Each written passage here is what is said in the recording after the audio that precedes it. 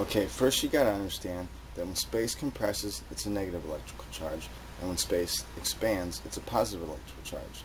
And charges are always in motion, spinning generally. Now, when you have a compression of space spinning, it creates two tornadoes of curvatures of space, basically waves radiating outward in all directions. Now, the tornado going this direction, clockwise as it goes outward, is the North Pole from a negative charge, which is a compression of space. And the tornado going counterclockwise as it goes outward is the South Pole. And conversely, with the positive charge and expansion of space, that is opposite.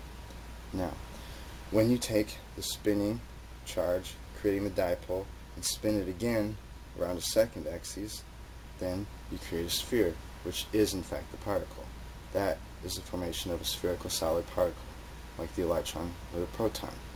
Now, this compression and expansion are two opposite charges which attract. So, you have the strong force which attracts the electron to the proton directly when they are very, very close together. You also have centrifugal force, which is what keeps space curved because it's spinning, keeping the outward centrifugal force or momentum outward and keeping the particle in existence, in balance with the attractive strong force between the two opposite charges. That is space trying to flatten itself back out again. Now, so magnetism is what you got when you spun it and created the dipoles. Electrical force was when you separated the charges of space itself. So electrical is more basic. Magnetic is derived from that. Physical matter is derived from that.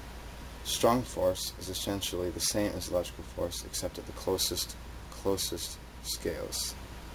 The weak force is radiation, which is actually a dissonance or disharmony within the spinning waves of the elements of the electrons that make up the electron orbitals of an atom.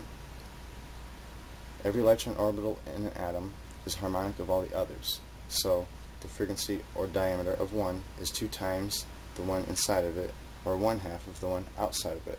And any time an electron gets out of this harmonic wave frequency or range, then it radiates energy. It's that friction or dissonance between the waves that causes radiation, which is an effect, not a fundamental force.